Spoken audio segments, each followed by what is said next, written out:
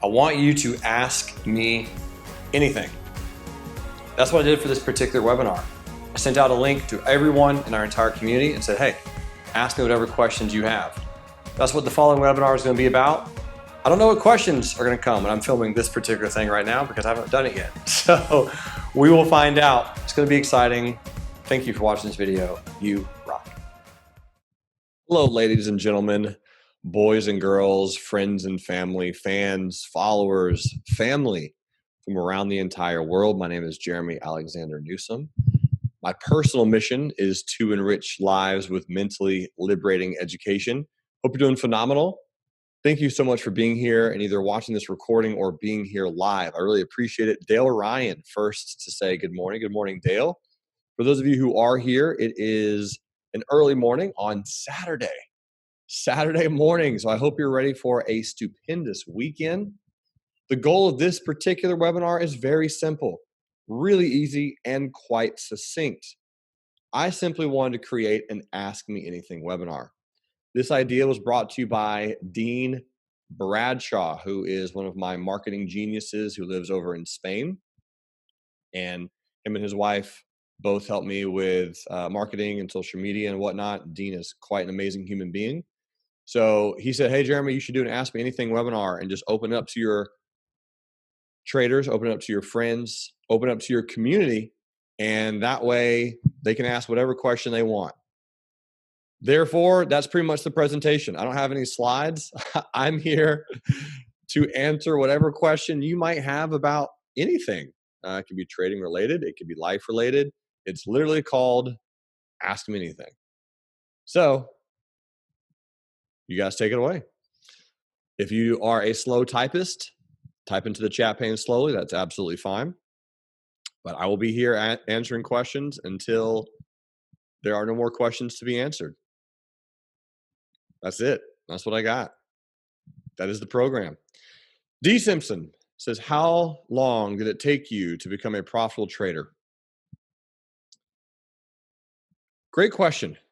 I think the word that people are going to be looking for is consistently profitable. I actually was a profitable trader pretty early on when I first started, because I understood a strategy and I understood a concept that's quite basic. And that strategy is covered calls. So covered calls, buying 100 shares and selling a call option higher, essentially renting out your stock. And I've always understood the stock market. This is the stock market in the most basic, simple terms. Find good companies that you like. You know exactly how they make money. You use them every single day. And make sure it's a company that you love their products, you use their products, you know they're not going to go to zero tomorrow. Buy 100 shares of that company and then sell a covered call higher. And then when you get called away, you make a profit. I've understood that strategy for a very long time. And when I first started trading my dad's money and my money in my 401k and my IRA, my 401k at Nationwide Insurance, I did that exact strategy and did very well for 3 months. I took the entire amount of money and put it into one stock. If you've read my book, Money Grows on Trees, I dispel the myth of not putting all of your eggs in one basket. I tell a lot of people that that's a great way to make a lot of money, is putting all of your eggs into a basket. If the basket cannot break, or if the basket does drop like the stock market has recently, then your eggs still don't break if you're buying good companies like Apple or AMD or Micron or Wix or Shopify. And then at the same instance, if you do drop the basket and the eggs do totally break, you still have other chickens to produce other eggs. So it all comes down to money and capital. And the money thing is always there. We can always go get more money. Money is everywhere. Money is the easiest problem that you are facing. That's the easiest solved solution that you might have in your life. Money is the easiest part of all of that. So honestly, D, from there, I've been profitable from a very, very early trading career because I just started doing that. And then what happened is I started going down the road of uneducated trading. I didn't know anything. I started doing strategies that I was unaware of, and I just lost it all. So I did this and then that, which is what most beginners do. They actually start making money early and then they crumble because they get in their mind too much. They get into their brain too much. They think too much about it. So after that, it took me 3 years of hard, insane, really, really focused, massively consistent work. I mean, when I'm talking about dedication, very similar to how much time you put in, Miss Simpson. You put in a lot of time studying. I know that because you're here in Nashville. I've met with you in person and I've seen your work ethic. But even if I didn't know you, I would still say 2 to 3 years, if you're putting in that amount of time, you will have the knowledge to be consistently profitable. From there, it's either a capital situation where you just go get more money and raise more money to start making more money trading, or it's just a pure discipline mindset. So I would argue for a lot of traders, it's going to be 2 to 3 years of hard, intense work with your balances looking like this. And then from there, at some point, you're going to start hitting that barrier. So great first question. Hope that helps. Edward says, what are the top 3 strategies that you would recommend a beginner to learn and practice for stocks and options? So there you go. I kind of mentioned the first one. Covered calls, man. Covered calls is the answer to both of those questions in a way, because it's two strategies, stocks and options. The second would be not necessarily a strategy, Edward, but more of like an approach. And that approach is learning how to think big picture about a particular company. So it could be scanning, it can be asking questions, it could be finding good companies, but learning how to really analyze and come up with, yep, this is a really, really good stock. This is a good company. I want to buy some of this. So for stocks and options, I personally would say covered calls, number one. It's a very easy strategy. It's really hard to mess up if you're patient. All right. If you're patient enough, it's a very hard strategy to mess up. Number 2, regarding options, is the cash secured put, right? Selling a put on a stock that you absolutely are 100% financially and mentally able to own. And then number 3 is just is swing trading, right? Swing trading stocks, buying stocks and selling stocks at a higher price. So those are the 3 strategies that I would recommend a beginner to start trading with. Stuart says, when scanning for pullbacks, what is the best way to sort the results? When scanning for pullbacks, what is the best way to sort for the results? It's a very specific question, Stuart. I like it. When I'm scanning for pullbacks, what I like to do is I like to find a stock that I look for a moving average. Generally, I look for the 100 or 200 simple moving average on the daily chart, Stuart.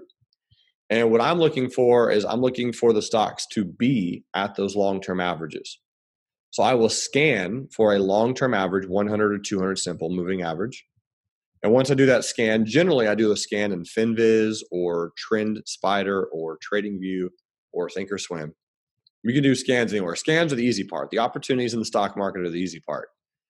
Do the scan, and then I look for the stock to have broken out, like making a new high, and it's coming back to those long-term averages. That's kind of what I'm looking at. So that's pretty much it to answer your question. Robin says, how long did it take you to finalize your day trading and swing trading plans? That's a very good question. I did not even know I needed a plan until like 3.5 years in. It was right around that 3.5 year mark so at the time I was 24. And when I was 24, that's when I was like, you know what? Yeah, I need a plan. I hear always people saying you need a trading plan, you need to follow your plan, but no one ever actually showed me what a plan is. And I know you all can relate to that.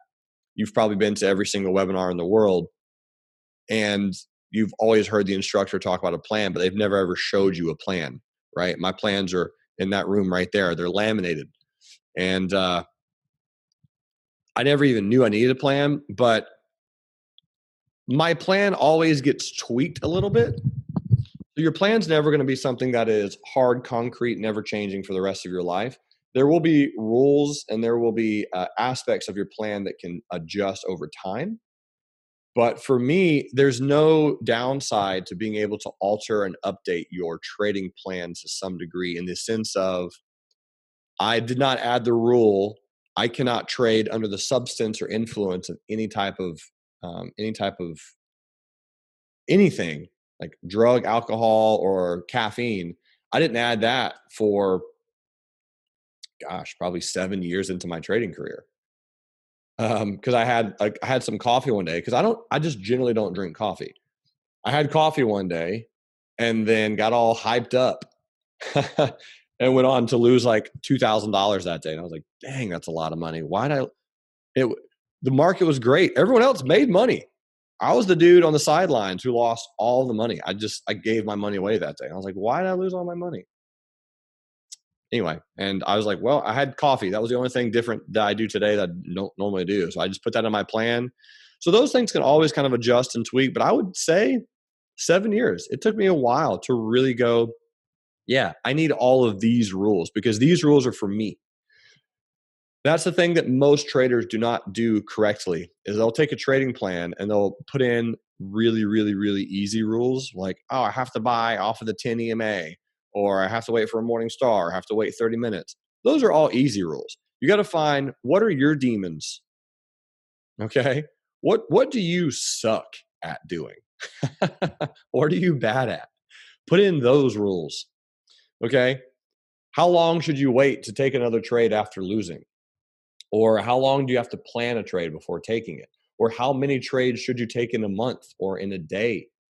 Right? What do you struggle with? How many hours of sleep do you have to get before you should take a trade?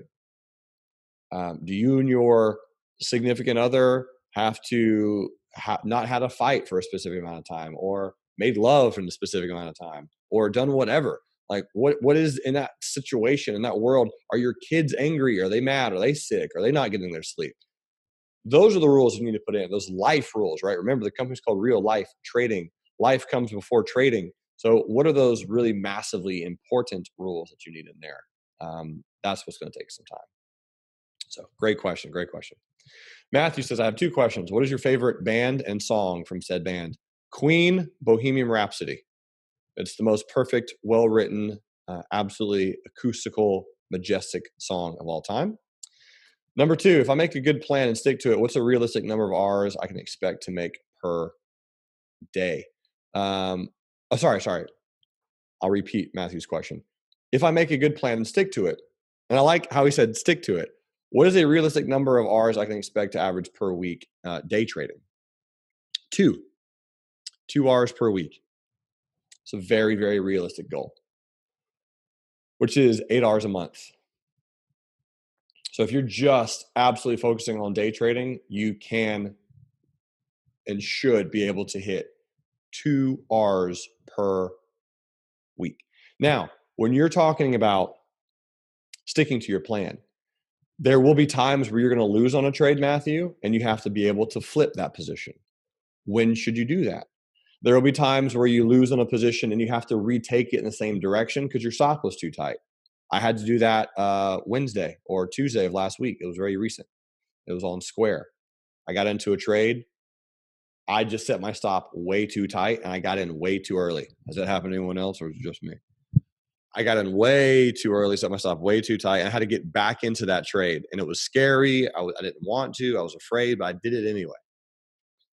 And that is, I think, the real key, is just kind of building in some of those rules, Matthew. But honestly, man, 2 hours a week is very obtainable.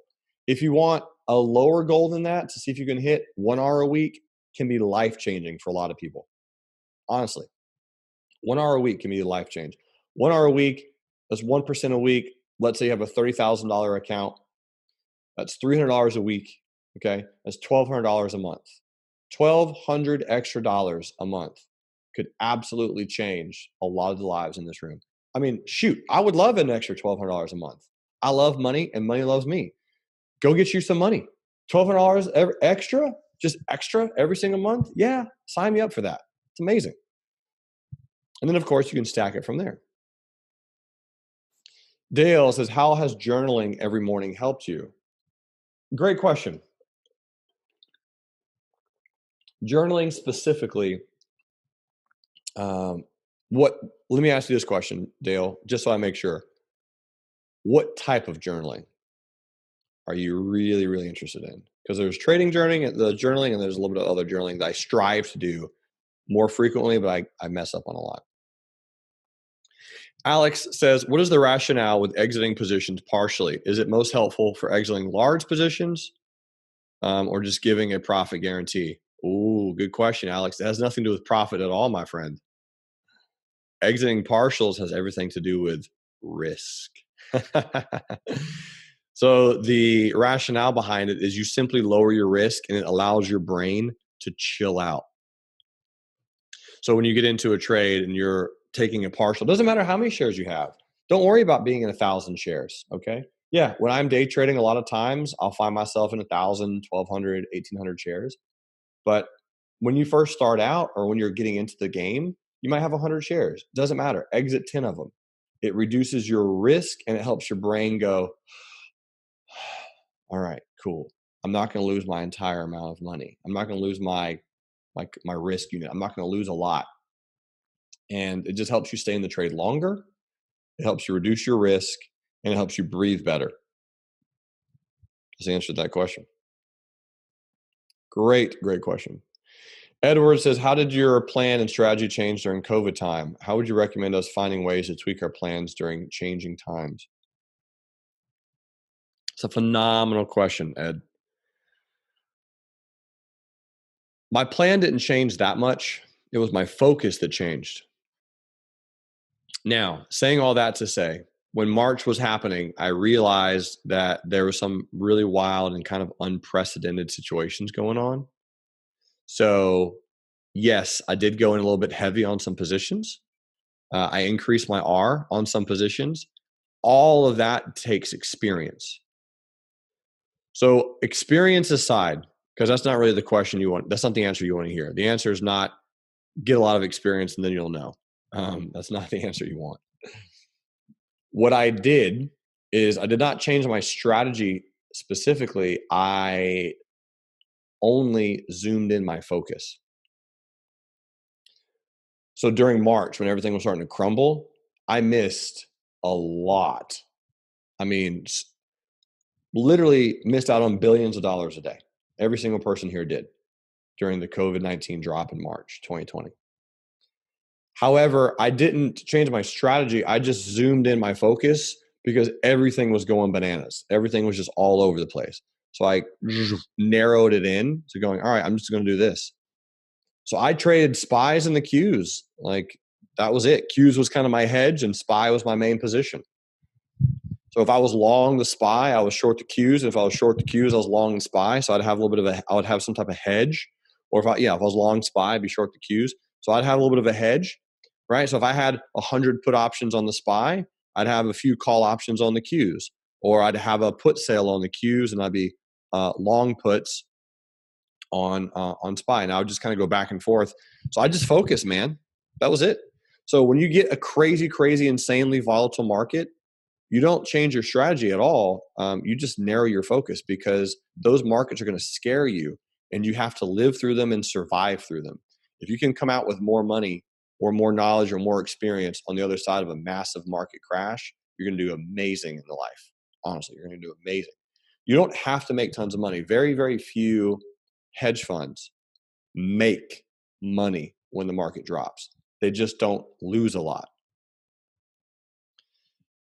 Hopefully they don't lose a lot. That's their goal, right? That's their objective. So that's a phenomenal question. Okay. D says, speaking of which, a 25-cent stop is crazy hard. Crazy hard. I actually, I will try it 2 or 3 more times this month, D Simpson. I had a challenge in May for my traders to do the 25-cent stop. And it is very hard. It's extremely easy on options. Extremely easy because you can just buy an option that's 25 cents and put your stop at 0 and then boom, there you go. If you're looking at doing a stock, the only stock I personally trade that I'm comfortable doing a 25-cent stop on is AMD. And I did a 25-cent stop and I lost $1,000 in like 3 minutes. That was last Wednesday. And then Friday, I took a 30-cent stop on AMD and I made 500 bucks back. So I'm still down $500 from the 25-cent challenge. Theoretically, I'm down 1,000 because the first one didn't work. So I'm going to try a few more on AMD later this week and next week. But yeah, it is really, really hard. Dale said, journaling, how has journaling changed your day and morning regarding how you want your day to be like? Dale Ryan, my man, that's a phenomenal question. I am a master of time control. And I am working on a few spiritual advisors, coaches, and mentors on my whole control, right? I want to be able to release more. I want to be able to give more. I want to be able to just become more calm and become more flowy and just let life happen. But in regards to time, I'm extremely good at managing my time. I'm very good at it. I have my time down to 10-minute increments throughout my day. And the only way to do that, Dale, is to become intentional. That's it. So when you're scheduling your day, it doesn't have to be in the morning, man. I'm not like a morning warrior. I want everyone to know that. I'm not like I wake up at 4 a.m. every day and I pull a Matt DeLong. I'm more of like a night warrior. So I get a lot of my stuff done at night. In the morning, I wake up and survive. If I'm being honest, guys, listen, I'm waking up. I don't even want to wake up. 93% of the time when I get up, I'm like, gosh, I would love to just go back to sleep. Who can I pass off my day to so I don't have to work today? That's the first thing that pops into my mind sometimes when I wake up. And then I go, okay, 3 seconds after that thought happens, I go, nah, man, it's great to be alive. Let's get this done. And I want all to know that's always going to be there. That little voice, that subconscious voice. You know why? It's because when you were younger, you didn't want to wake up, and it just you put it in your brain. You have that wake up. I don't want to wake up. I want to go back to sleep. Wake up. Don't want to wake up. I want to go back to sleep. And you ingrain that in your brain enough, that becomes a subconscious thing, and that's what happens when you're young, right? When you're a teenager, and we all were teenagers at one point. Therefore, you're always going to fight that battle. No matter how rich you become, no matter how wealthy you become, no matter how successful you become, no matter how ripped and shredded you become, you are not going to want to wake up on certain times. I promise. I have many friends who are liquid multimillionaires who don't want to wake up. It's a struggle, man. It's hard. Therefore, still got to do it. So to answer your question again, journaling, setting that day and setting that intention and kind of creating what you want to do is what's going to make anyone here an absolute champion. I know what I'm doing January 22nd of 2023. I've already got it booked. Okay. I got my schedule planned out. And every single day, I know exactly what I'm going to do and where and why and when. And I can always adjust and pivot, but that's the way you want to accomplish anything. Simon says, how much was your first risk unit? I will answer that with two answers. My first risk unit, I had no idea. I did not know what risk was. I just got into the trade and that was it. So obviously that doesn't work and that didn't work. And that was pretty tumultuous 3.5, 4 or 5 years. But after that, my very, very first qualified, quantified, I figured out the math. I read Dr. Van Tharp. I read the books. Once I knew the math behind it, my first risk was $20. That was my first risk unit. Robin says, what trade has been most emotionally fulfilling and why? Not essentially money, but a personal highlight. Now we're talking.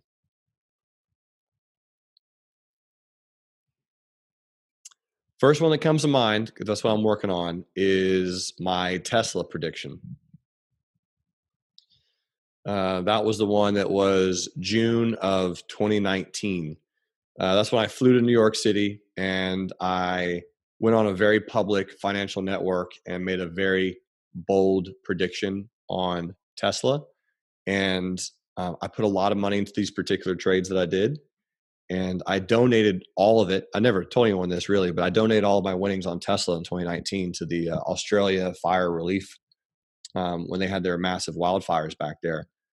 And it was a lot of money. It scared me. I was terrified. But anyway, I think that was it, because I don't think I've ever spent that much time researching, understanding, and looking at one particular company and trade. And so again, this was when Tesla was around $170 a share back in June of 2019. And I was like, yep, this is it. This is the bottom. And that's pretty much it. So that brings me to a really good question here. Lita says, what do you feel about trying to call the bottom with a trade entry? It takes a lot of time. It takes a lot of experience, and it is all about the trend. I am not that great at calling bottoms when a stock is just doing this. So any energy company right now, a lot of airlines, tons and tons of companies, they're very, very hard to call the bottoms on. And for day trading, I'm not that great at calling bottoms either. For me, bottoms come in, volume comes in. It's really all about volume. If I see a lot of volume come into a position and that volume gets taken out, so imagine stocks going down and you have a huge bearish volume spike, and then those bears get taken out with some bulls, that will excite me to assume that the bottom might be in. And that's, again, what happened on Tesla. That's what happened on a lot of positions. That's what I look for, is I look for huge volume spikes. It's a trader's dream to call the bottom. And I'll do it every now and then, and I'll put some conviction behind it if it's a long-term trade, if it's a long-term investment and I'm really, really confident about the company and it's in an uptrend.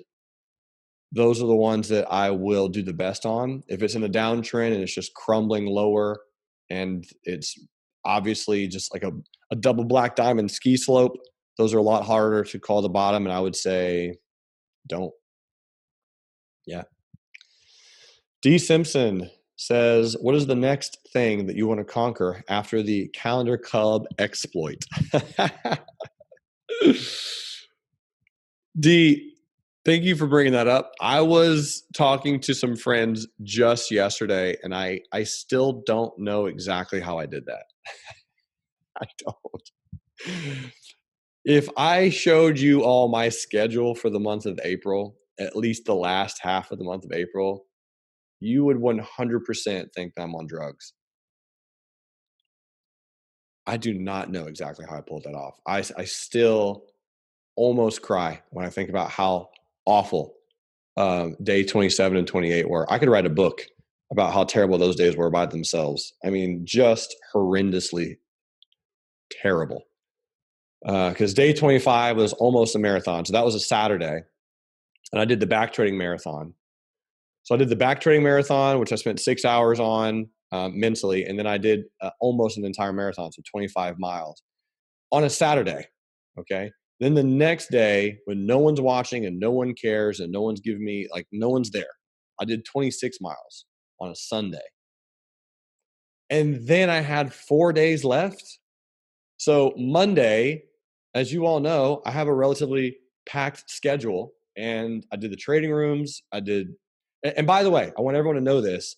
Every single one of my team members offered to help me. Every single one of them. They're like, dude, what are you doing? Please let me help you. And I was like, nope, I have to do this. I was there every day. I have to do this. I have to be here. So I just got up at like 2, 3, 4 in the morning to make it happen. Like, that was it. There was no other way to get it done.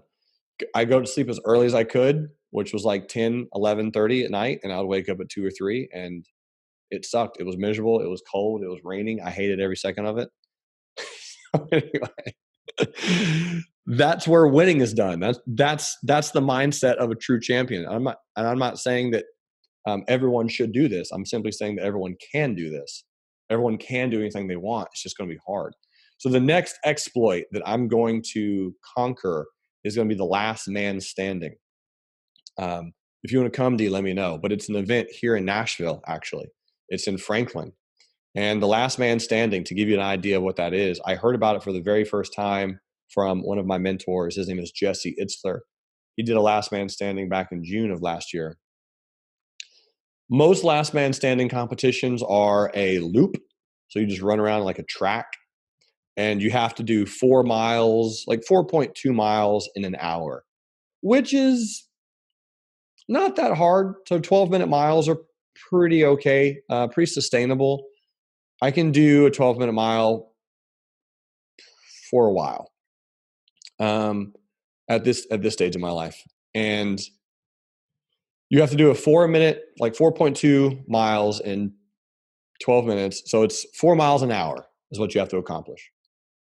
4 miles in an hour, and you do that hour, you do those miles until you're the last person standing. So if you do not accomplish those 4.2 miles in that hour, you're disqualified. If you tap out and you quit, you're disqualified. So the one I'm doing here in Nashville is on June 20th, and my personal goal is 10 hours. And we're doing 3 miles an hour, but there's a massive hill in the middle of it. So I'm going to today go out and run hills for 6 hours. 6 hours today. I'll probably get in 25 miles just up hills today. So yeah, that's gonna be the next challenge for me to crush. Ryan says, do you snooze your alarm? Yes, I do. I do have alarm snoozes. It's been more recent. I don't know why my nose is so itchy today. It's been more recent because, man, that calendar club thing, dude, that took it out of me, man. Oh boy. But it didn't help. It didn't help that on my birthday, I wanted to do another run in the desert. So I did a barefoot run in the desert, and I got the blisters that I got on my feet from that would shock your world. I don't know why I did that, but it was just in my brain that I had to do it. So yeah, man, I hit my snooze alarm. I think everyone does at least some point in their life. It's not often, Ryan, but I definitely do hit that snooze. I did not hit the snooze today. There was no snooze. Generally, 93% of the time, I wake up with no alarm. Yeah, I just wake up with no alarm. Robin says, could you share the timeline again for those that may have missed the first time? It really has changed how I look at time. Oh, my daily schedule? Wow. Yeah, absolutely. So what I initially suggest, Robin and Dale and anyone else who is still here listening to this, for my daily schedule, what you want to start is not with today, not with tomorrow, because you're going to screw that up. You're going to screw that. Start with next week. Do not tell your brain that you have to do it immediately, because your brain does not want to do this immediately. Your brain wants to take it easy, take it slow, and take it simple. I suggest, if you're looking at really, really crafting an expert's schedule, a high performing schedule, start with next week and start doing it with 10 to 20 to 30 minute increments. Schedule everything. How long are you going to be in the shower? How long are you going to be in the bathroom? When are you going to read? When are you going to eat? How long are you spending cooking?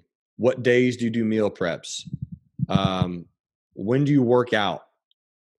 Put whatever you want on that schedule in 10 to 20 minute increments. Most humans schedule way too much time for things that they don't need, number one. And number two, they just don't think they can get everything in the day accomplished. For example, most of you here would love to do 1 mile a day. 1 mile a day for the month of June, that would be 30 miles that you could walk. And for some of you, that would be the first time you've ever done it, right? Maybe you've never walked 1 mile every single day. And if you're here and you want that challenge, take me up on it. Do 1 mile every day in the month of June. Every single day, just one. You can do, anyone here, I would argue, could do a 30-minute mile. Like that is, you're walking with a walker and a cane if you're doing a 30-minute mile. And that's okay. There's nothing wrong with that at all, right? Especially on a flat surface, a 30-minute. So you can put a 30-minute mile in anywhere in your daily schedule, anywhere. Just bloop, 30 minutes. It could be in the middle of the day, it could be at night, it could be in the morning, it could be anywhere you want. Just bloop, 30 minutes. And then once you do that and your brain's like, heck yeah, I just accomplished that. That's awesome. Start with a book, right? Read a page a day, a chapter a day. Here's your studying, here's your charts, here's your stock time, here's your family time, here's your eating time. Just go throughout the entire day.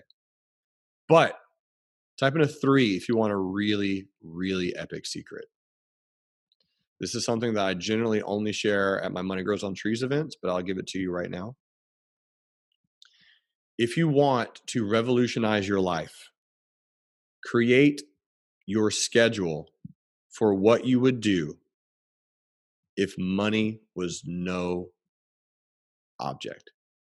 If you had hundreds of millions of dollars in the bank, liquid, hundreds of millions, what would your day look like? Now, hold on. A lot of you are going to come up with these really wild, amazing, crazy, cool, ostentatious things, right? Oh, I'd fly to Germany first class, and then I would be here to the Philippines, and I would do this, I'll do this. And you're just flying first class and you're traveling everywhere. Awesome. Okay, that's really cool. So your brain's going to initially say, well, we can't do that. I can't fly first class now. I don't have the money to go to Spain every single day, Jeremy. No, you don't, and it's okay. I don't either. I don't have the money or the time to fly first class to Spain every single day. But create what your perfect day looks like, but give yourself the parameters of, all right, I may or may not be traveling every single day. I may or may not be in a different city or state or country every single day, because you won't be, right? Let's say you do travel to Spain. What are you doing in Spain? Okay. Take out the travel part. Take out the actual flying to, I'm just using Spain because I'm going to Spain. I'm also going to go to Bali. I'm going to go to some really cool places in next year. But take out the actual travel part. Everyone knows you want to fly first class. I get it. Take that part out. What are you doing when you're there? Okay. What are you doing when you get there? Build out that schedule and start living it now. Right now. When do you take a nap? Okay. My perfect day, I take a nap around 1 o'clock or 2 in the afternoon. I like taking naps. I take 10-minute naps like an absolute monster. I can lay down. This is a true story. If anyone ever works with me or lives with me or comes and trades with me in my daily routine, you'll see me do this. I take 10-minute naps like an absolute professional. I can lay down, get a full REM cycle. I can dream. I can go to sleep and dream and wake up before my alarm in 10 minutes. Because I've practiced it. I've hired coaches that were very expensive that helped me learn how to do that. It's absolutely achievable and it feels amazing. So that's another reason why I can get so much done, because I take epic naps. And I also have a little bit of narcolepsy. So that helps as well. Now, on that side note, when you're carving out your perfect day, build in what you're doing. So if you're traveling somewhere, cool. What are you going to do when you get there? Are you going to go on a hike? Well, then you should probably hike now, wherever you live in the world. That's the point. Okay. If you want to go to Bali and you want to run the mountains, well, then go find some mountains that you want to run now in your current city or neighborhood or town. Or if you're riding 4-wheelers, or if you're hunting, or if you're skiing, build those in to your life now and make sure you like them. Make sure you want to do them. That is such an underrated tip and something that very, very few people do successfully, because they just don't take the time to create what does your perfect day and your perfect week look like, and then slowly do it. Life-changing. Matthew says, do you recommend picking about 20 stocks and getting to know them very well? Or versus not limiting yourself and being open to trading any stock? Great question, Matthew. Here's the way, in my opinion, that you want to approach that.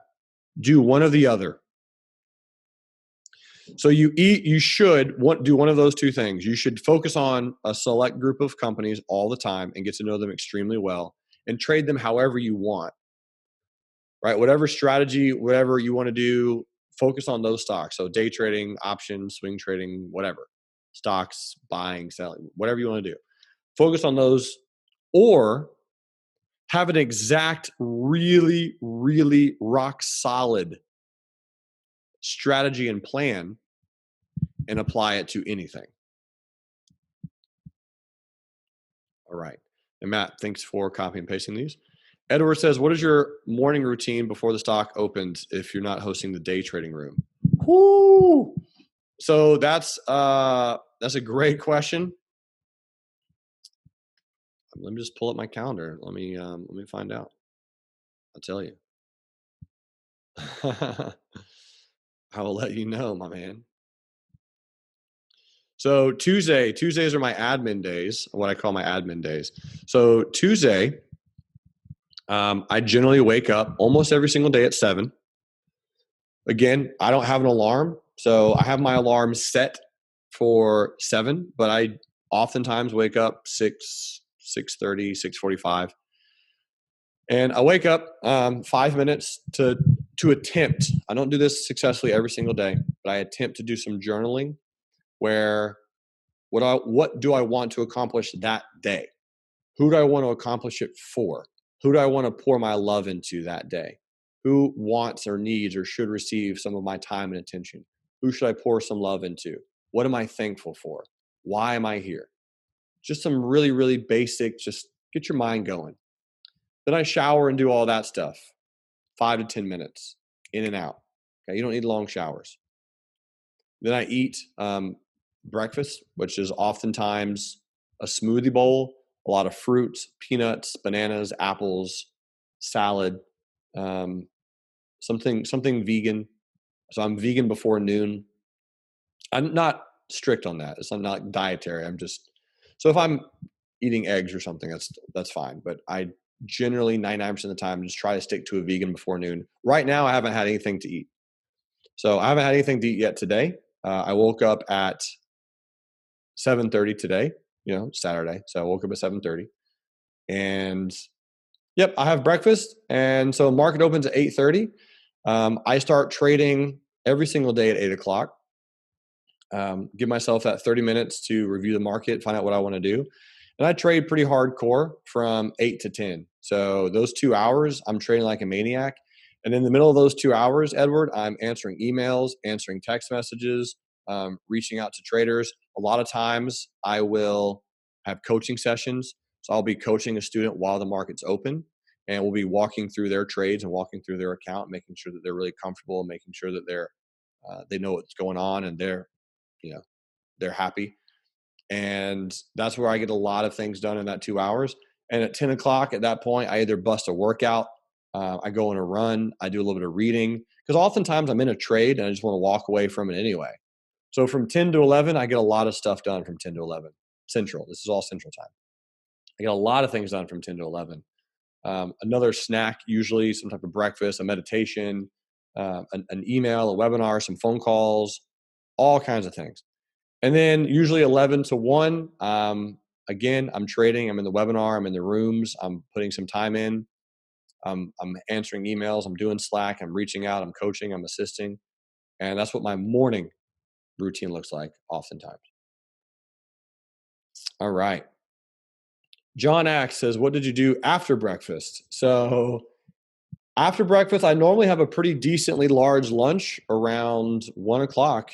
So from 1 to 1:10 is usually when I eat Central. Again, 10 minutes. Get in and crush it. Eat it.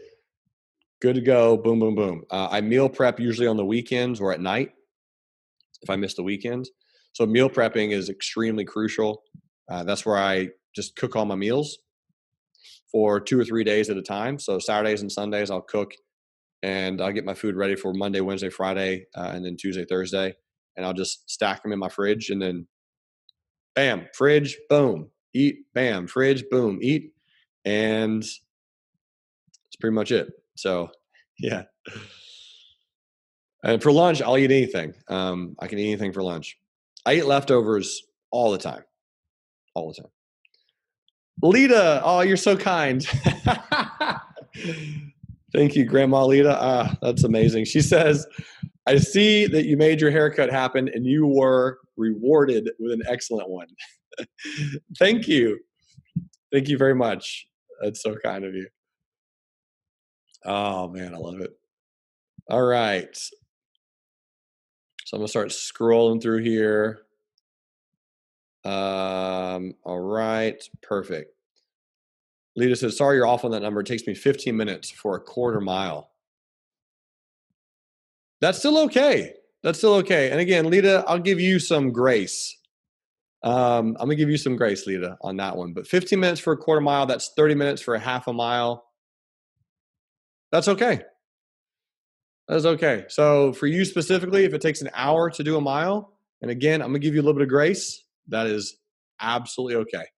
Totally adequate. But you're getting it done, and you are outworking a lot of people who are a lot younger than you are. So make it happen. Albert. Oh, this is a good question. Whew. Albert says, do you think your physical exercises is critical to becoming a successful trader in your opinion?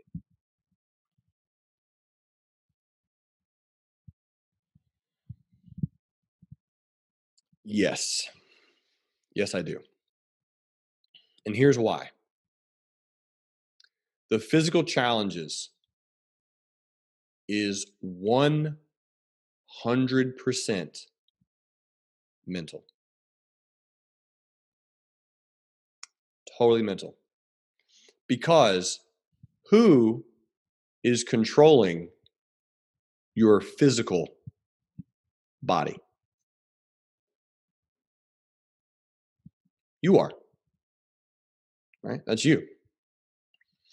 You are controlling it. And there is no other excuse for what you do here than you are. Therefore, physical, like the what you do with your body, since it is 100% your decision and your willpower and your focus, will make you more successful if you can ingrain habits that are hard and worthwhile. I think that's the best answer to that question, Albert, because there is no one stopping you from doing it with your body. It's you. Whatever you want to do. It's your body. You can move, you can do, you can create.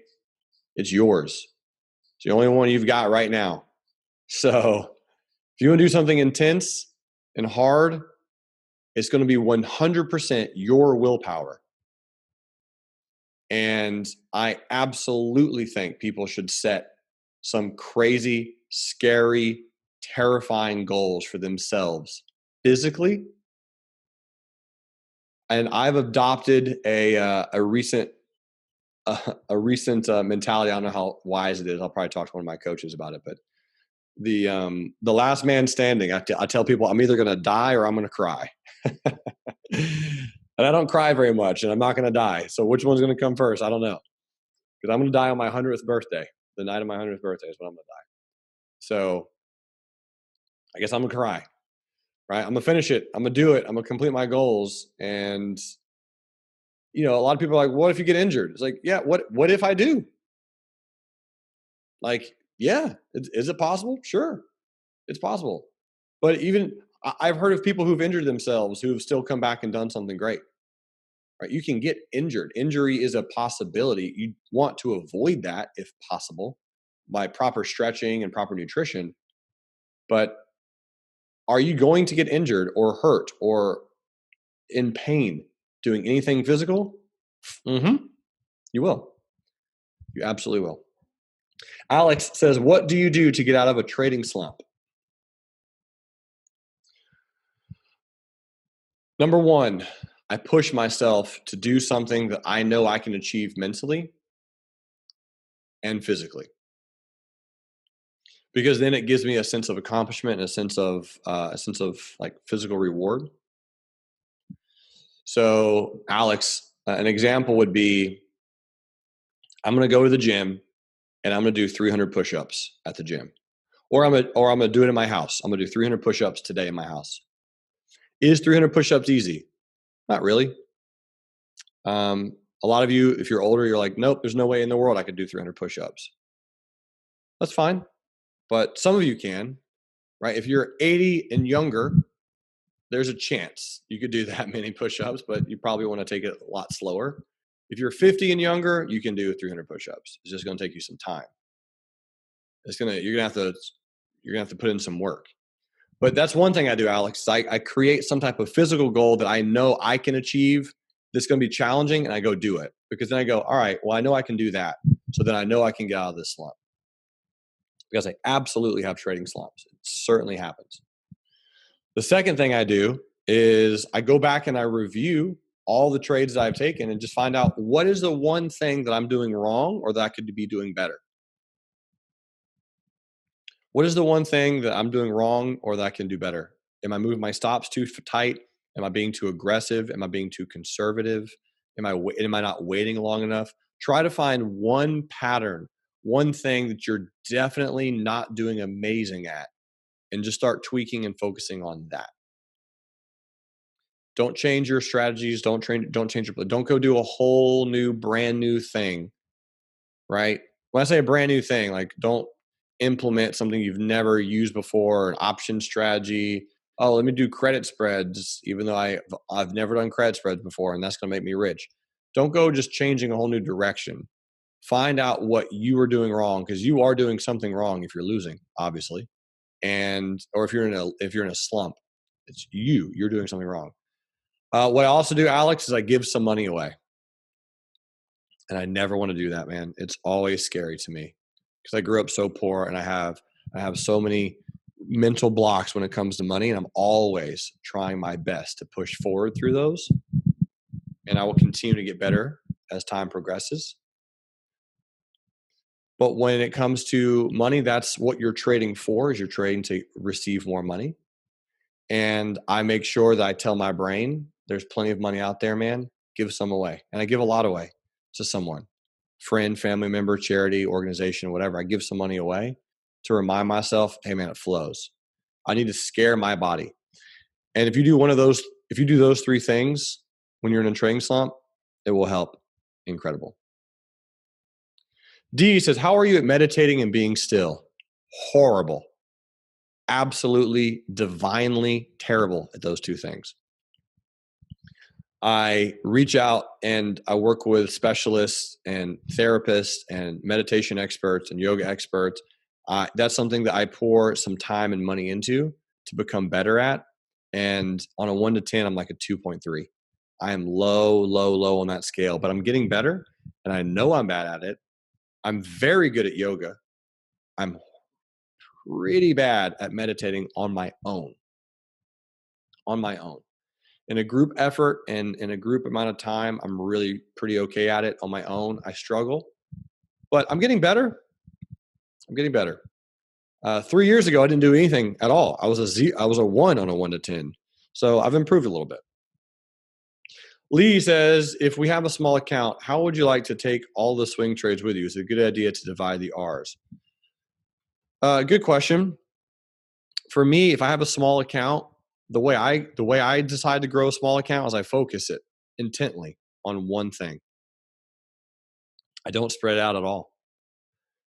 So a small account to me is $30,000 or lower. And again, just my personal experience. If I have a small account, $30,000 or lower, I focus it. I would take, let's say I have 20 grand. I would take 20 grand and I would margin it a little bit, just a little bit. Okay. $1,000 or $2,000 of margin. And I would buy one stock. I would put all of it into that one stock that is a no-brainer play. Long-term, dividend, blue chip, easy, simple.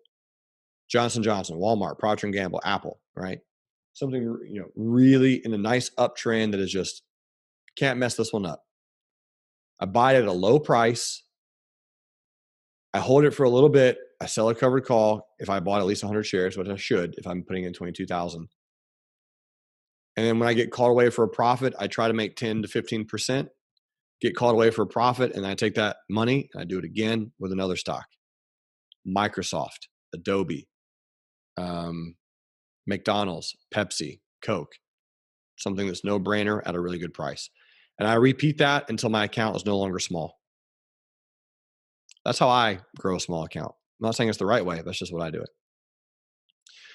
Chris says, have you experienced a period of time of the following? All of your trades that go in your favor only to go about half an hour and then you get stopped out for small losses. All the trades that do not go in your favor and you lose close to an hour. Therefore, all the trades were losers, which could have been 1 to 2 hour winners. What advice would you give for someone going through this experience? Great question. Phenomenal question. Very well worded question. For the trades that do not go in your favor and you lose a full R, you're getting in the trades too aggressively, too early, and your stops are too tight. I already know that's the problem. I don't even know who you are, Chris, but I love you. There's a lot of Chris's out there. I don't know who you are specifically, but I know your intentions and I know why you asked that question. And I appreciate it, man. That's what I would say, in my humble opinion, is number 2. If you're getting into a bunch of trades and you're losing a full R, they're too early in the day or they're too early in the week. You're not planning them nearly long enough. You're being too aggressive and your stops are too tight. So then your number 1 is a phenomenal problem. Because with your number one question said, all of your trades go in your favor to only make about half an R. And then you get stopped out for small losses. That's a phenomenal problem to have. Because that tells me that you just have to exit, take half an R, and on the second batch of trades, lose less than half an R on your trades. So set a huge stop, massive stop, incredibly large stop, and then just take a bunch of 2.2 R wins and stack your gains. Because if you start stacking your gains, Chris, you know where you can not go against. So for example, if you have let's say you have 4 0.2 R winners in a row. Now you have 0.8 Rs, 0.8 risk units. From there, don't lose less than 0.8. That's it. Do your absolute utmost. Do whatever you possibly can humanly to lose less than 0.8 on those trades from there for the rest of the month. Aaron says, how did you achieve the mastery of time? What prompted you to do that in your early years? That's a great question, man. What prompted me to do that? I mean, the first thing that comes to mind is just listening to all of the YouTube mentors that I have. Jim Rohn, Tony Robbins, Les Brown, Zig Ziglar, Marianne Williamson, Jen Sincero, Mark Cuban, Oprah Winfrey. They're always talking about time. It's something that comes up very frequently. And I don't know, man. I've always kind of been wired the way I am now. Like, this is always just kind of me. I've always more or less been this way. I haven't always been this good looking. Okay, that took time. But the whole time construct, I've always kind of been very succinct and specific about my time. So, for example, if I'm going to be somewhere, I know exactly what time, how long it's going to take to get there within the minute. It doesn't matter if it's a 12-hour drive. I'm going to get there within 10 minutes of me scheduling to be there. And if I can't, I'm going to let someone know that I'll be not on time. I don't know what prompted me, man, other than just listening to people and hearing them talk about how important it was. And then achieving the mastery of time for me just kind of came natural, honestly. It wasn't the hardest thing for me. Now, I'm not saying it's going to be challenging or hard for anyone else, but if it's something that you know you struggle with, focus on that more than anything you can in your entire life for the next 2 years. You and your family's mastery of time. Focus on that because time is your greatest asset. Albert says, D, I could do meditation, just not sure if it is a must to put into my schedule or if it has an optional component. It's a good question. I would simply say my answer to that is it should be a must weekly. Weekly. Doesn't have to be daily, but you should at least do it once a week. It's a good reset, man. It's a good, calm down, recenter, refocus, really drive it in.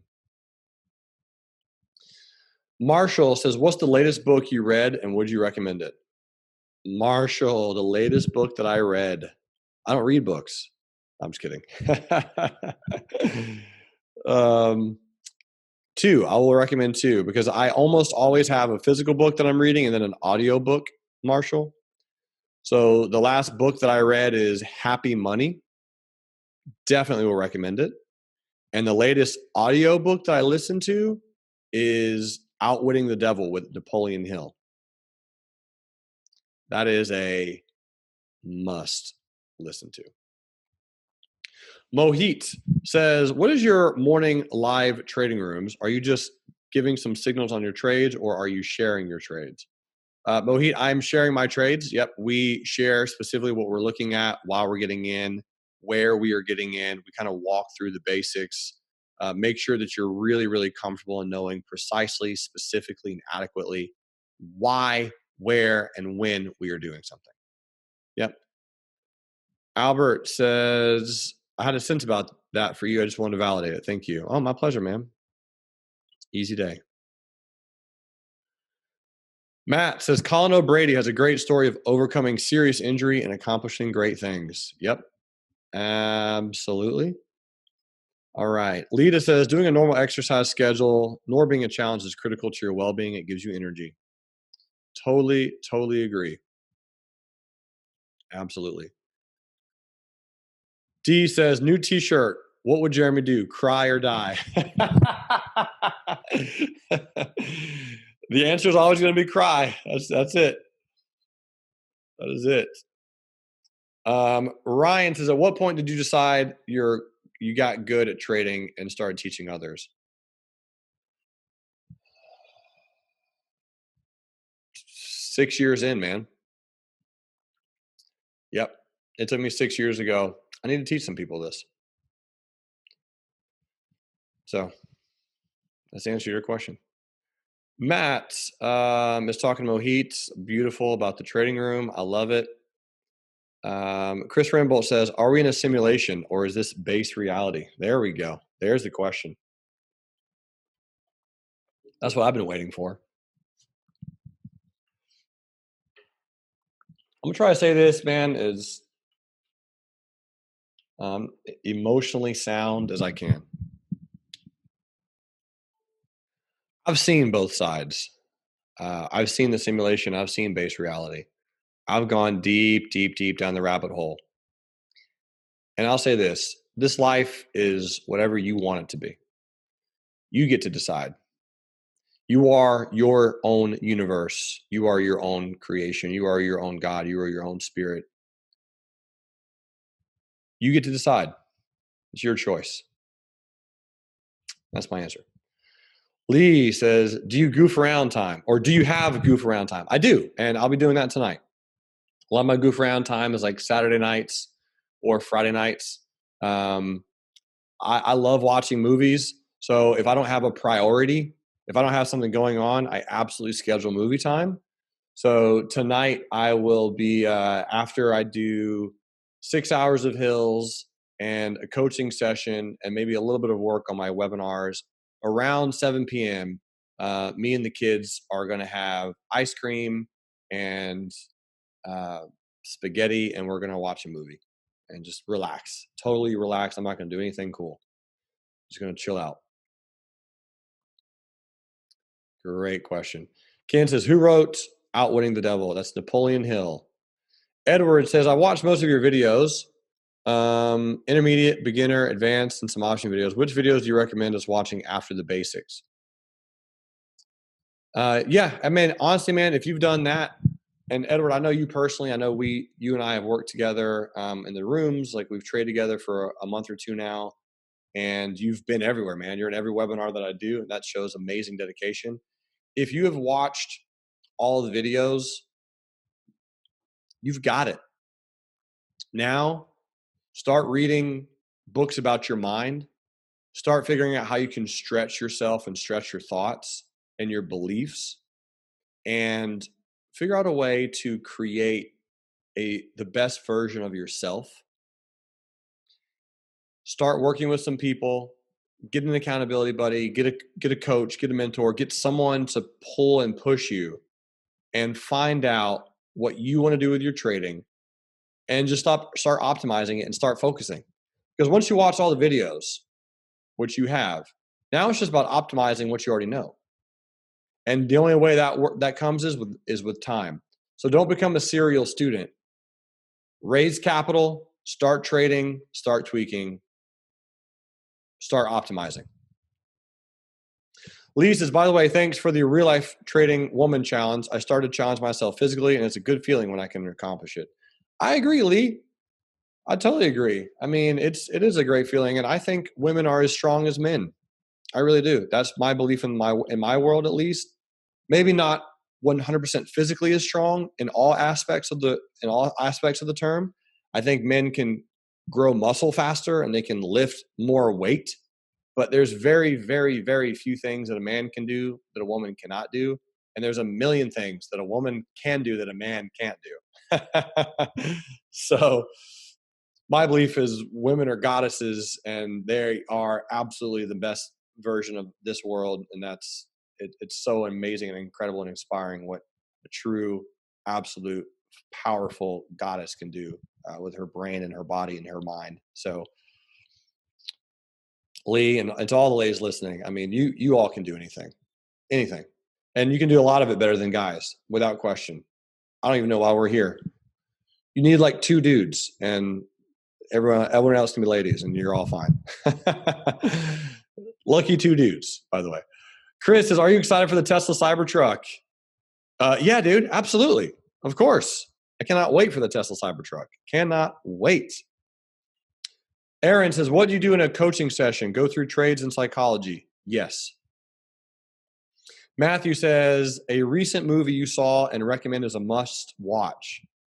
Peanut Butter Falcon with Shia LaBeouf. I cried during that movie. Man, it's so good. Oh, it's such a good movie. Karen says, you've learned well, my friend. Thanks. Thank you. I know that to be true. There's a very, very select few things that dudes can do that girls cannot. I mean, it's not a lot, but there's maybe 1 or 2. I don't even know what they are off the top of my head. It's not a lot. Edward says, what's your next prediction on Buffett's next move? Honestly, man, my next Buffett predictions, he starts really, really harping in on software as a service. Yep. He starts moving from simple, basic consumer staples to software as a service companies.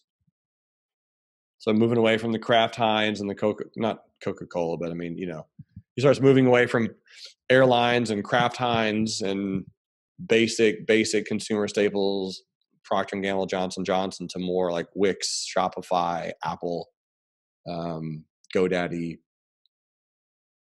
Salesforce, HubSpot.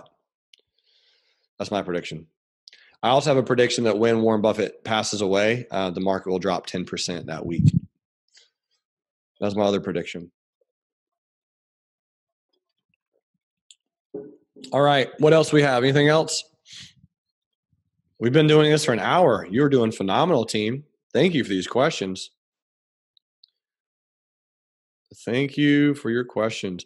Albert says, when my losses reach a threshold, I tried to reduce order size to reduce risk, but the result is I make money with small sizes.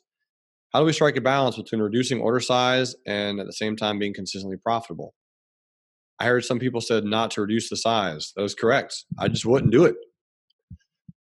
I don't reduce size. Figure out what's going on wrong here. That's it. Figure out what's going on in your brain.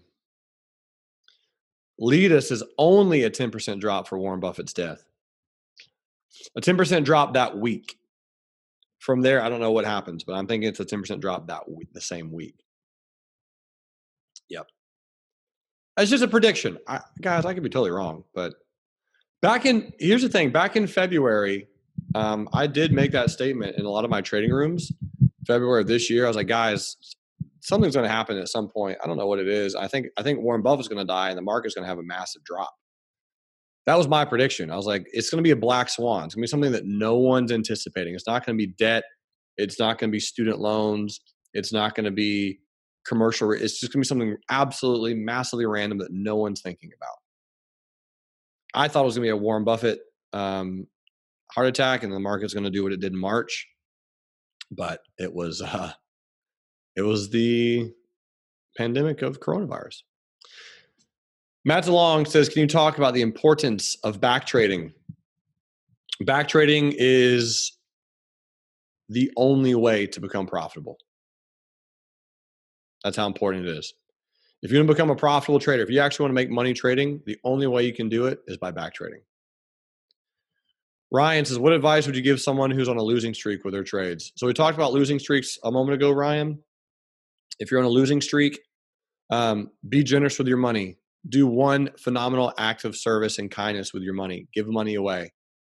Tell your body that it's okay. Money is everywhere. Money is flowing. And be happy about it. Be generous about it. Look that person in the eyes. Smile. Embrace that abundance that is in the world. Number 2, do some type of physical action. Physical conquest. A physical body competition with yourself that you accomplish and win at. And then number 3, review your trades and find out what you are doing wrong and find one thing to tweak for the next week, and do not change your strategy. Lee says, will it be a good time to buy if Warren Buffett dies? Yes, it will. D says, what do you think about this format? You are a force, Jeremy Newsom. You should do this often. I love these. This is a great idea. I have no challenge at all doing Ask Me Anything webinars. This is fun for me. I hope if it's fun for you guys, I mean, I can do this more often.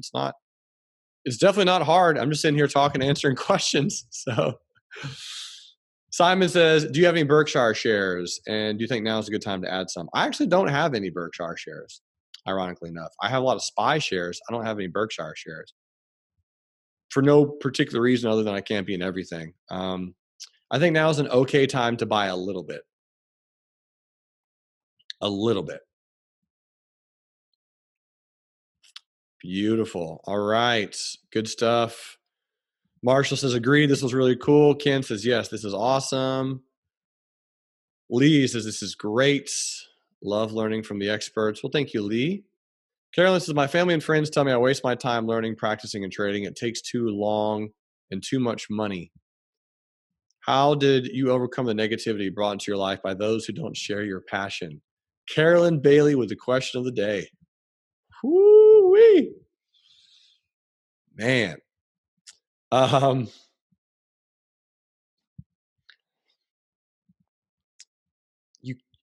Don't try to change family and change your friends. That's my advice. No one in my family trades, Carolyn. No one. Like, none of them. Mom, sisters, brothers, cousins, nieces. I have a nephew who trades. One nephew. I have a lot of nephews. So family's not going to listen to you, unfortunately. Even if you have kids, I mean, having kids, like, they're not going to listen to you. If you have kids, send them to me, right? Kids listen to me. They ain't going to listen to you. Right? Can you guys agree with me on this? For some reason, kids don't listen to their parents. They'll listen to other people say the exact same thing. But they're not going to listen to you. If you're the parent, you're an idiot. What do you know? You're my mom and my dad. You're dumb. Even if, when I have kids, like, even then, like, they're not going to listen to me. I'm going to have to give them to Matt and have Matt teach them. So they're not going to listen to you. You're dumb. So, Lee says, when can I send both my children to you? So Carolyn, that is unfortunately the answer is try for a little bit to have your family get into this. And if you've talked to one or two of them each time, once or twice, move on and just love them and smile. And their path is not going to be this path. And your friends, change them. Cut them all out of your life and go get new friends. Go get really, really rich, nice friends. I know that sounds really asshole-ish, It does. I know. It sounds mean, but it's like, just don't put them in your life anymore. Like if they're gonna be your Facebook friends or your Instagram friends, they want to follow you, that's fine. I just don't talk to them. I just stop replying to their text messages or their emails. Like I just don't even listen to them. I don't care because as mean as that sounds, you have to be selfish in this life, my friends. You have to be. You have to be selfish. Ryan says, "How do you go get rich, nice friends?" Oh, that's easy, man. They're everywhere. They're everywhere. Honestly, I'm gonna ask you a question, Ryan. Where do nice, rich people hang out?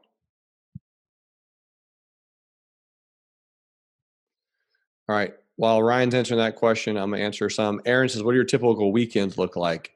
My typical weekends, Aaron, and I got 45 minutes left. So I don't know if this is gonna go 45 more minutes, but I have 45 more minutes left. My typical weekends, I usually have between Saturday and Sunday, I'll have 4 to 5 coaching sessions combined. I do a lot of workouts on my weekends. So my weekends, I'm what's called a weekend warrior. So my weekends, I am home maybe 3 hours the entire weekend, not including when I sleep. I will carve out the nights on weekends to relax and take it easy.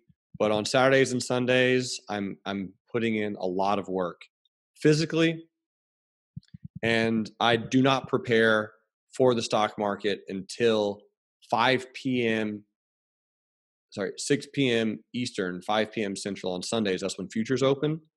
I do an hour of trading on Sunday nights from 5 to 6 Central. And I have an 89% success ratio on Sunday nights for futures trading because it's all gaps. And after that, man, I don't really prepare. I prepare on Mondays for my weekend or for the week. So Monday morning is what I'm preparing for the week. But the thing is, Aaron, I already know what I'm doing. Like my strategy doesn't change. I already know exactly what I'm looking at. I already have my strategy. I kind of know what I'm looking for. I'm looking for gaps. I already know what stocks I'm looking for. So I don't have to prepare that hard. I'll do a lot of back trading. I mean, the weekend is where you can get so much done. I mean, wake up at 6 a.m. and 6 a.m. to 9 a.m., go work out really hard, right? Saturday and Sunday for 3 hours. That's 6 hours of working out. You can work out 6 hours on the weekend. You're doing things that 99% of the world will not do.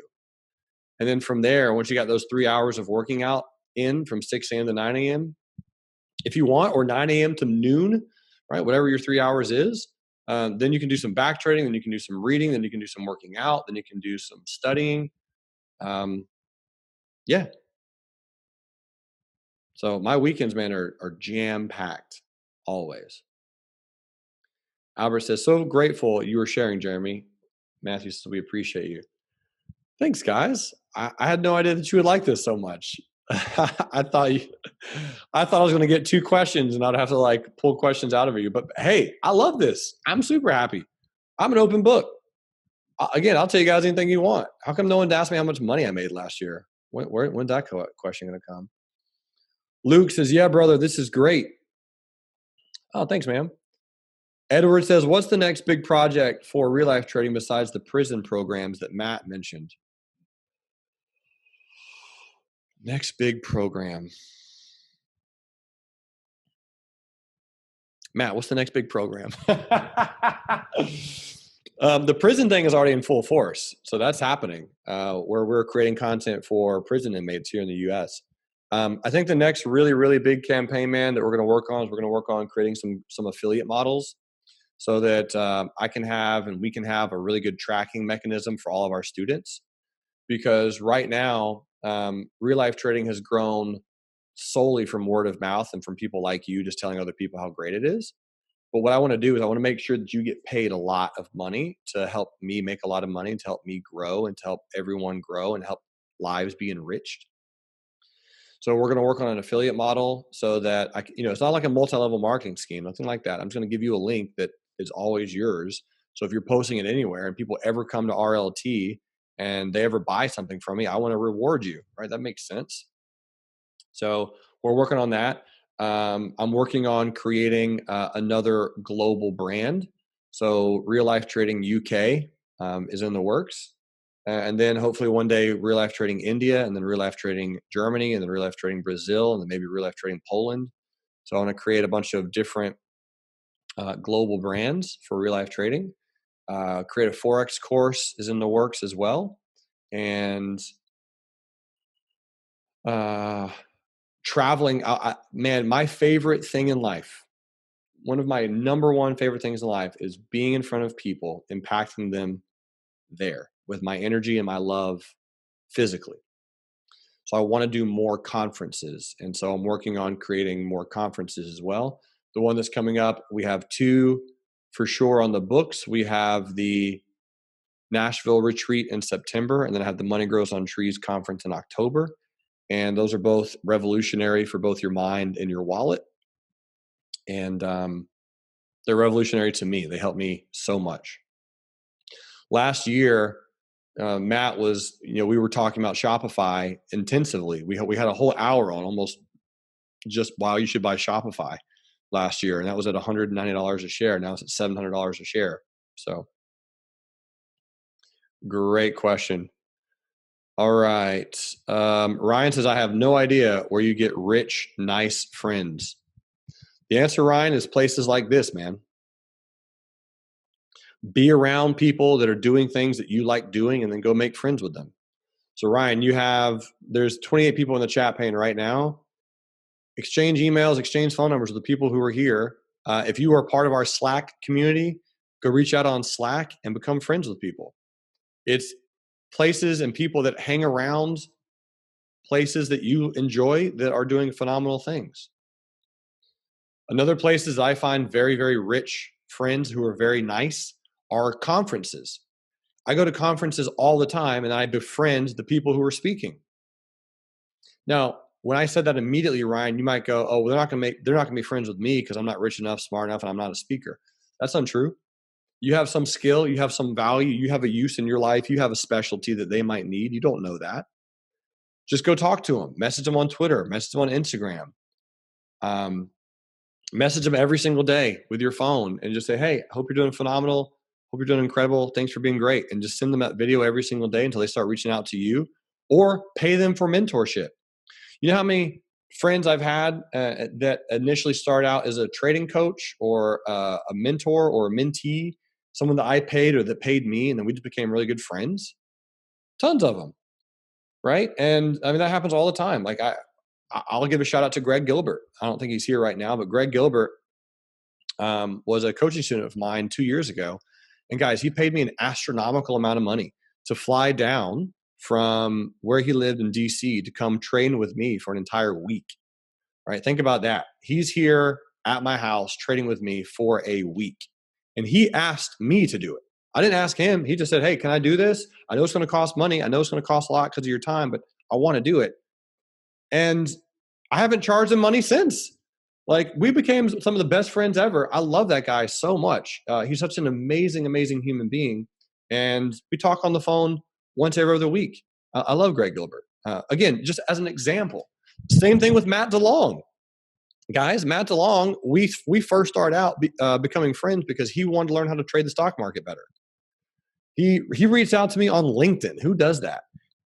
He reached out to me on LinkedIn, and we met up at Hattie B's in Nashville. And he was the third worst trader in the entire universe and wanted help trading. And so he offered, to pay me and to sign up for Real Life Trading and to be a part of it. And now look where he's at. So Money Man is just a semiconductor and a lubricant for amazingness.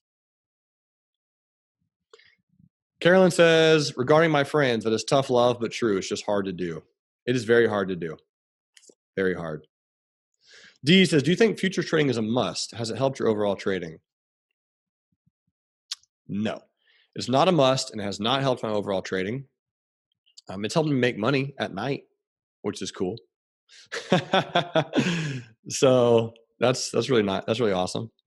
Matthew says, how much money did you make last year? There you go, Matthew. Thank you. I mean, I dropped the bomb. I dropped a hint. I made almost $565,000 last year.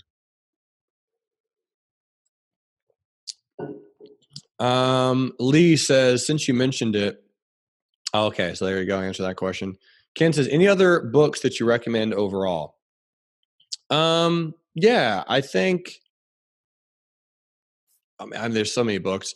Essentialism. Have you read that book, Ken? Make sure you read Essentialism. Read anything that Jen Sincero has written. She is amazing, and I'm so inspired to work with her one day.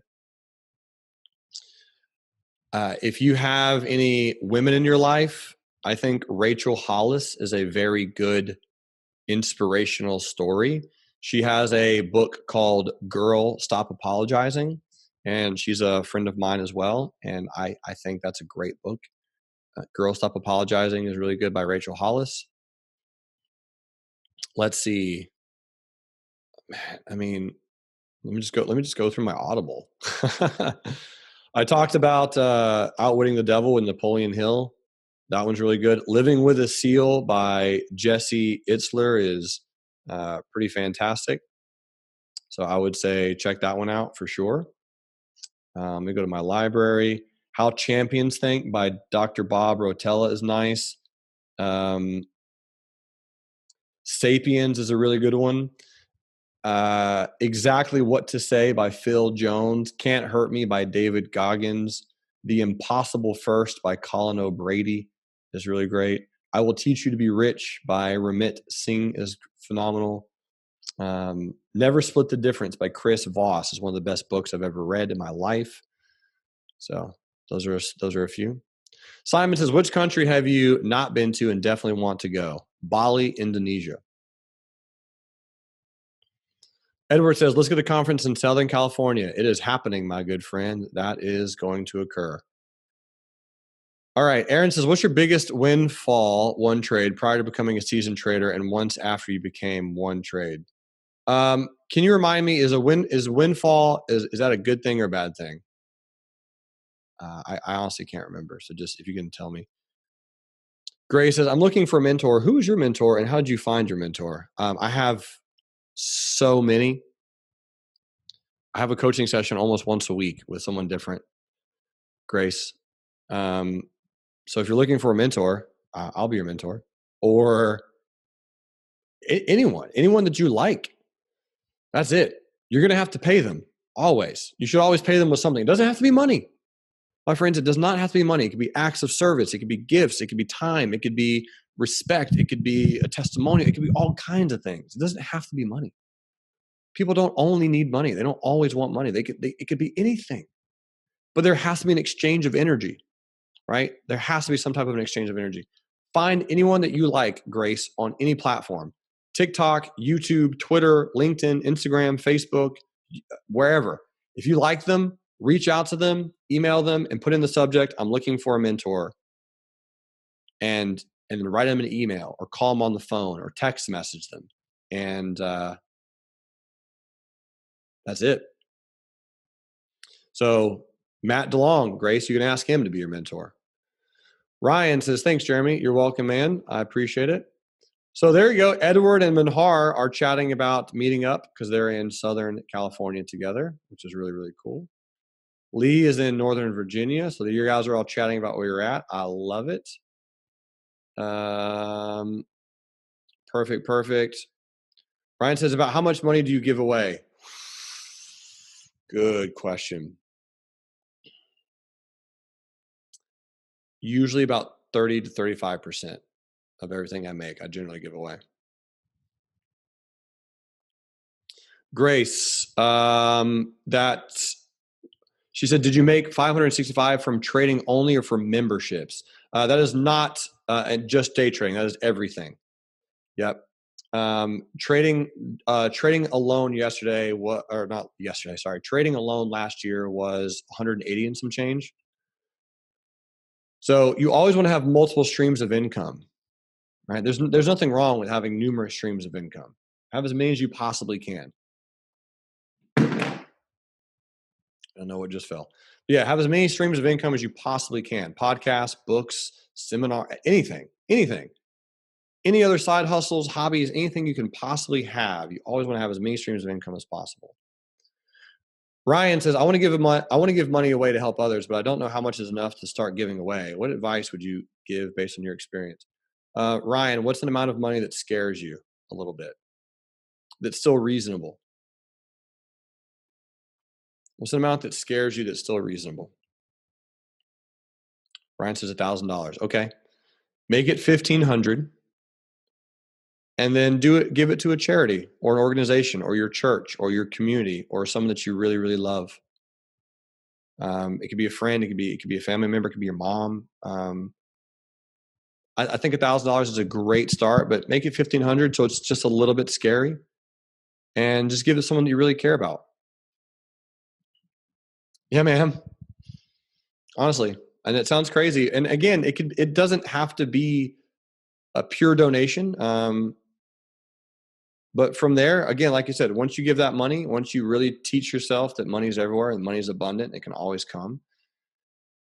Just thank them, hug them, give it to them with someone in need. You could go to a homeless shelter and give it to the person who's cooking, right? The person who's behind the counter, and give it to them. I mean, give it to someone who's really impactful about it. You can make it as regular as you want. I give away a lot of money, man. Tons and tons of money. I love giving away money. I love helping. Love assisting.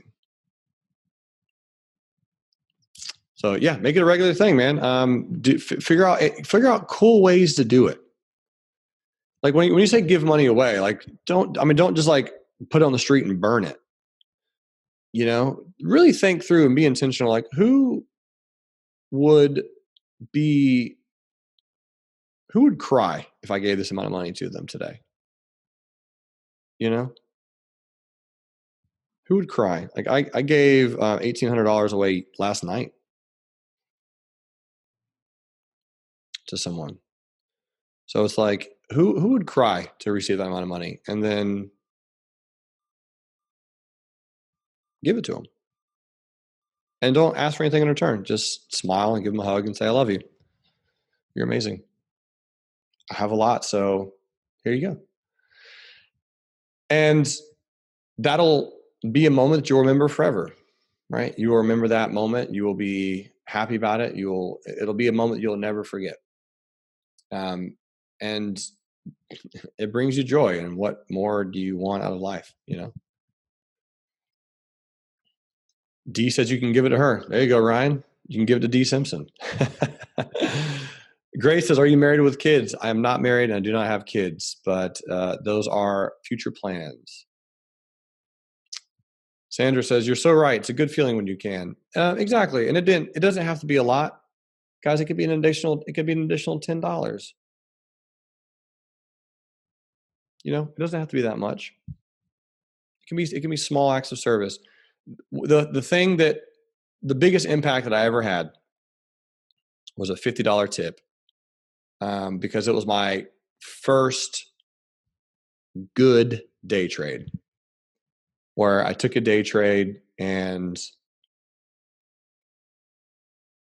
I won $100, and I went to a Thai restaurant, and I had pulled out. So the $100 wasn't in my bank yet, but I withdrew it, transferred it. It was on its way. So, you know, I was going to hit tomorrow or the next day, but it was all good.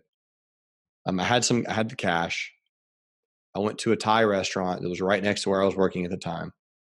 And I sat down and I had just whatever, pad Thai, nothing, you know, it was very good. Like $5. It was a great Thai restaurant. Best Thai restaurant in Nashville, Smiling Elephant. It's phenomenal. And I was there and I ate my food by myself, and a beautiful, beautiful, sweet person was there. It was just very nice. And I just gave her a $50 tip in cash. And she started crying and she hugged me. Like she didn't know who I was. And it was a great experience, man. And as Lita says, you can give other things other than money. It can be time. It can be acts of service. It can be a hug. It can be anything. Sandra says, do you suggest pulling out gains weekly or monthly? Monthly for me. Alex says, smiling elephants, coconut soup is amazing. I agree. Edward says, what bank account size do you recommend having before starting to hedge with options? Generally, it's not a bank account necessarily. It's just position size.